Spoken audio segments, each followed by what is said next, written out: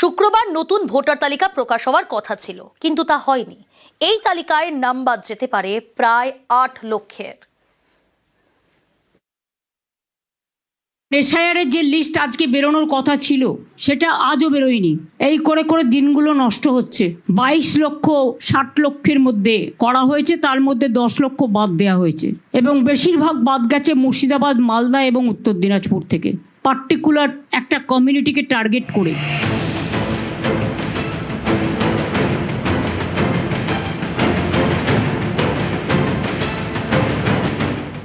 ফেব্রুয়ারি রাজ্যে প্রথম ভোটার তালিকা প্রকাশ করে নির্বাচন কমিশন।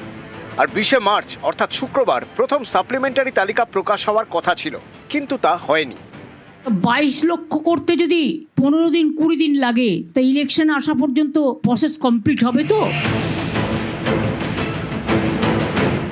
28 ফেব্রুয়ারি প্রথম ভোটার তালিকা প্রকাশের পরে দেখা যায় বিচারাধীন সংখ্যা 60,06,675।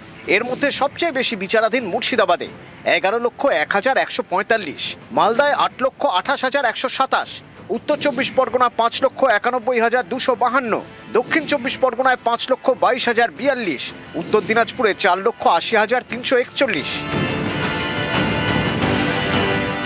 সুপ্রিম কোর্টের নির্দেশে এই বিচারাধীনদের নিষ্পত্তির কাজ করছে বিচার বিভাগ।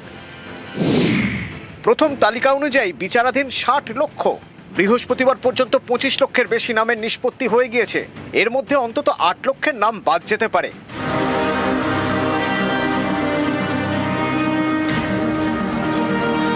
কিন্তু তালিকা প্রকাশ না হওয়ায় অনেকেই খুশির ঈদ পালন করতে পারলেন।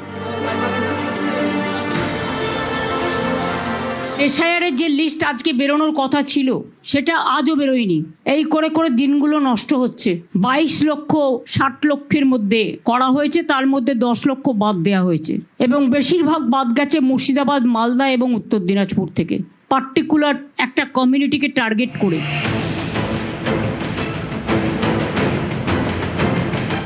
নিউজ 18 বাংলা।